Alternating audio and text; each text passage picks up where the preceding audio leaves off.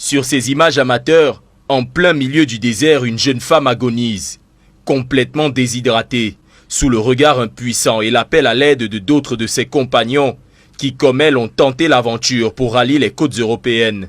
Ça fait 4 jours que nous sommes coincés au désert à cause d'elle. Nous sommes dépassés, on ne sait pas quoi faire. Nous sommes à une quarantaine de personnes et nous ne pouvons pas risquer notre vie. 40 personnes rien que pour elle.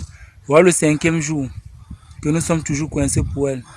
On va lui laisser, que Dieu nous pardonne, on demande pardon à Dieu. On ne peut pas risquer tout 40 vies pour une personne. Nous sommes au désert, il n'y a pas de réseau, il n'y a rien. S'il vous plaît, ceux qui vont voir la vidéo, la partager autant. Si quelqu'un la reconnaît, qu'il signale à sa famille. Qui est cette jeune femme gisant en plein milieu du désert? D'où vient-elle?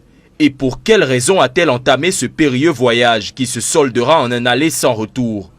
Suite à ces appels, Equinox Télévision a remonté le fil. Des recherches qui nous mèneront au quartier Bédi dans le 5e arrondissement, le lieu où vivait la dénommée Pouma Isabelle Merci, âgée de 37 ans. Une fois sur les lieux, nous retrouvons sa mère, abattue après avoir visionné impuissante la vidéo de l'agonie de sa fille. Cette dernière avait pourtant mis en garde Isabelle concernant sa volonté affichée de partir à tout prix.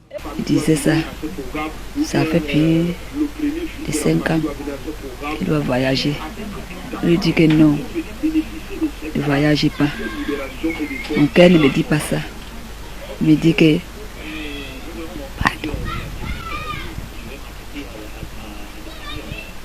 elle ne fut pas la seule à tenter de convaincre Isabelle.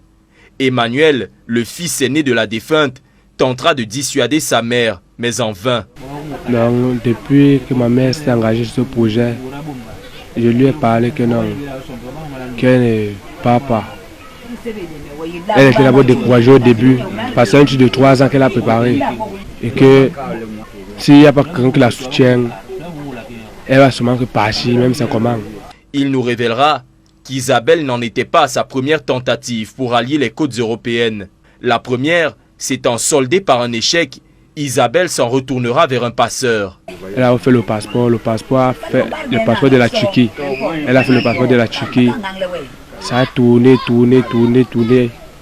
Le type a dit qu'il va venir le 10 du mois qui est passé là.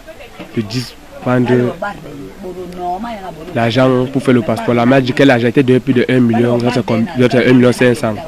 Je voulais partir en Turquie. Je dis que ça ne peut pas donner. Mais je parle maintenant en Tunisie. Donc il faut mettre le passeport pour la Tunisie. Parce que ce qu'il faisait, les papiers, là, c'est les faux papiers. Une énième tentative qui lui coûtera toutes ses économies. Elle, petite commerçante, propriétaire d'une onglerie dans un marché de la place. Et là aussi, c'est la consternation à la fois pour ses clientes et pour sa cousine avec qui elle partageait le même appartement. Voici mes filles. J'arrive là, je m'assois là. Je dis, hey, elle n'a pas travaillé aujourd'hui. C'est là que je demande à sa voisine là-bas que, mais où est ma copine? On me dit qu'elle est morte. Je dis que morte comment? C'est là qu'on me dit que c'est elle qui est morte au désert. Donc papa, je suis dépassée. Ça fait 13 heures que ma copine m'appelle, me dit que tu as appris que ta soeur est morte. Je dis, morte comment? C'est là où j'étais déboussolée. J'ai juste même lancé le cabane sur moi. Arrivé à la maison, on me dit que voilà ta soeur qui est morte au désert. Tellement j'étais déboussolée. Moi je vois que c'est les enfants qui me font mal. Une volonté de partir à tout prix et à tous les prix qui coûtera la vie à Isabelle, qui laisse derrière elle 2 enfants, dont l'un âgé de 5 ans, trop jeune pour réaliser que désormais le souvenir de sa mère repose sous les sables du Sahara.